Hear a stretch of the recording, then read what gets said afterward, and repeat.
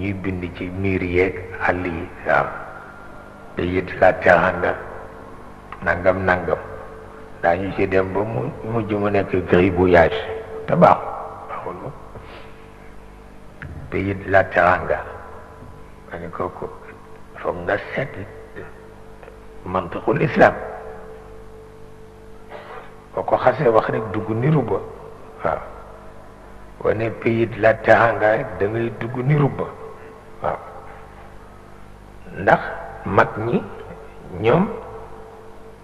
invocation votive lañ koy def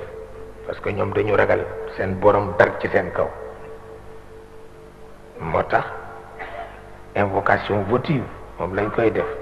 dañuy sukk yàlla defar loolu suñu réew mi réewu teranga mag ñi loolu la ñu xam waaye philosophie nag ñoo ko def invitation à la jeunesse waaw kon jeunesse yi ni leen góorgóorlu leen ba réew mi nekk réewu teranga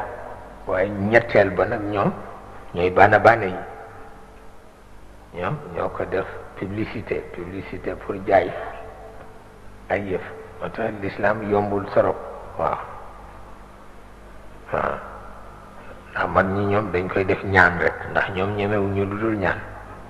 philosophie ñoom invitation lañ koy def mais baana yi ñoom publicité rek kaay réew ma neex na ma jox la ceebi jën nit ñi ñëw nga jox leen ceebi jën ñu lekk ba tabarkal la ñu hospitalisé leen te boobu dara jaru ko waaye tëgg sa bopp it da ngay xam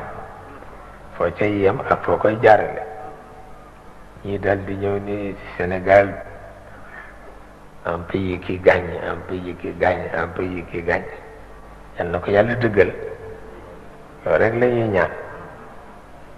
parce que Ibnul Muqaffa nee na quelqu'un qui gagne souvent c'est un champion ça il faut le reconnaître quelqu'un qui gagne souvent c'est un champion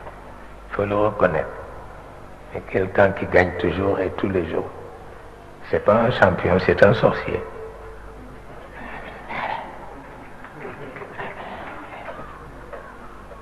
loolu lay wax te mooy sunu sëriñ nag ci côté boobu Ibnul Muqaffa man dama ko sopp dama ko teel sopp yàlla xam na ko moo ko waxal boppam waxtaan na yooyu itam dañ koy seet ñun itam ñu ngi ci daara ji mais dañ koy seet bàyyi ci xel waaw bàyyi ci xel